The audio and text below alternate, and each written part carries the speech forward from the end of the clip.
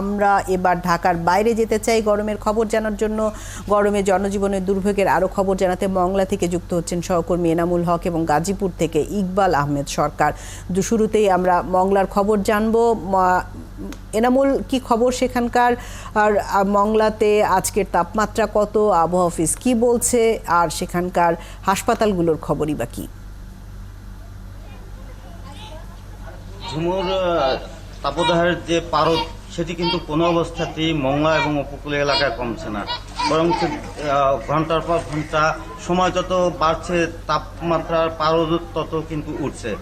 এই উপকূলে কিন্তু আপনার সুন্দরবন পাশে থাকলেও মংলা শহর এবং পার্শ্ববর্তী যে উপজেলাগুলো রয়েছে সেখানে কিন্তু গাছপালা থাকলেও গরমের যে তীব্রতা সেটি কিন্তু কমছে না।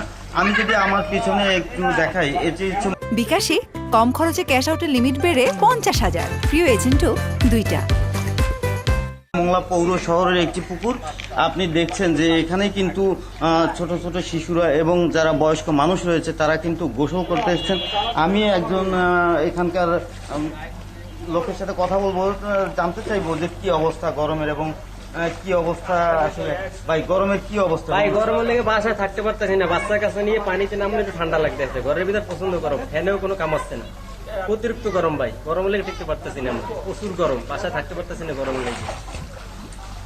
ঝুমুর, আপনি শুনছিলেন যে একজনের সাথে কথা বলছিলাম, তিনি জানাচ্ছিলেন যে ঘরেও কিন্তু মানুষ টিকতে পারছে না, কারণ এই গরমের তীব্রতা এত বেশি এবং রোদের তীব্রতা এত বেশি যে স্বাভাবিক অবস্থায় ঘরেও মানুষ কিন্তু টিকতে পারছেন না। আমি প্রাণীকুলের কথাও যদি বলি, তো আমি একটু আগে মেরিন ড্রাইভের থেকে ঘুরে এসেছি, সেখানে দেখেছি যে গাছপালার নিচেই কিন্তু পশু প্রাণী যেগুলো আছে সেগুলো কিন্তু আশ্রয় গ্রহণ করছে। এছাড়া মানুষ যারা রয়েছে তারা কিন্তু বিশেষ করে বিভিন্ন বড় বড় পুকুর এবং গাছের ছায়ায় কিন্তু তারা আশ্রয় নিচ্ছে একটু বাতাসের জন্য। আরেকটি বিষয় হচ্ছে আপনার খেটে খাওয়া যে দিন মজুর যে মানুষ, তাদের কষ্ট তো বর্ণনাতীত, কারণ তারা খোলা আকাশের নিচে দিনমজুর হিসেবে কাজ করে থাকেন এবং রোদের তীব্রতা সর্বোচ্চ অনুভব করে থাকেন। আপনাকে ধন্যবাদ জানাই। আমরা একটু গাজীপুর যেতে চাই। আমাদের সাথে এনামুল রয়েছেন, তিনিও তীব্র রোদের মধ্যে দাঁড়িয়ে আছেন। আমাদের সাথে ইকবাল রয়েছেন, তিনিও রোদের মধ্যে অপেক্ষা করছেন আমাদেরকে গাজীপুরের তথ্য জানানোর জন্য। কি খবর রয়েছে ইকবাল সেখানকার, আর গরমের কি খবর? বিশেষ করে আমি জানতে চাই যে গরমের কারণে হাসপাতালগুলোতে ভিড় বেড়েছে কিনা।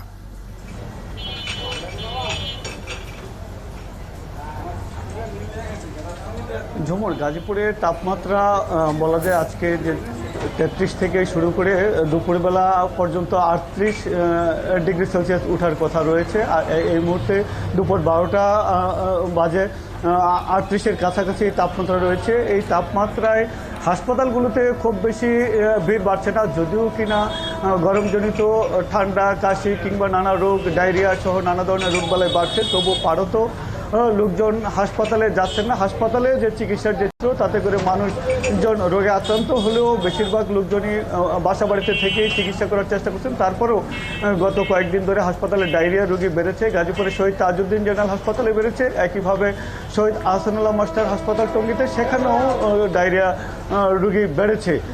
তবে মানুষজন কষ্টে পড়েছেন, দুর্ভোগে পড়েছেন, বিশেষ করে যারা কর্মজীবী মানুষ রয়েছে, নানা শ্রেণী পেশার যারা কিংবা খোলা আকাশের নিচে কাজ করেন, তারা খুব বেশি ভোগান্তিতে পড়েছেন। যারা খেতে খামারে শ্রম দেন তারা বলছেন যে অনেকে আছেন, আমার রেলগেটে কথা হয়েছে কিছুক্ষণ আগে, বলছেন যে কয়েকদিন ধরে কাজ পাচ্ছেন না, তারা অর্থনৈতিক সংকটে পড়েছেন। একদিকে যেমন অর্থনৈতিক সংকটে পড়েছেন, তেমনিভাবে আবার স্বাস্থ্য ঝুঁকিতে অনেক মানুষ পড়েছেন। যারা কিনা শ্রমজীবী মানুষ, রাস্তাঘাটে অটোরিকশা চালায় বা রিক্সা চালায় বা নানা ধরনের পেশায় আছেন, তারা অনিরাপদ পানি যেমন পান করছেন, রাস্তার পাশের শরবত পান করে তারা তাপদাহ থেকে কিছুটা রক্ষার চেষ্টা করছেন। এতে করে তারা অসুস্থ হয়ে পড়ছেন। নানা শ্রমজীবী মানুষ যারা আছেন তাদের আয় উপার্জন কমেছে। আমি একটু কথা বলতে চাই যে এখানে যে চায়ের দোকানি, তার সাথে যে আপনার যে কয়েকদিনে কিরকম বিক্রি বেড়েছে বা কি অবস্থা? গরমের মানুষের চা খায় না, বর্তমানে অতিরিক্ত গরমে মানুষ অস্থির হয়ে যায়, কাহিল হয়ে গেছে। বর্তমানে কোনো চাই চলে না।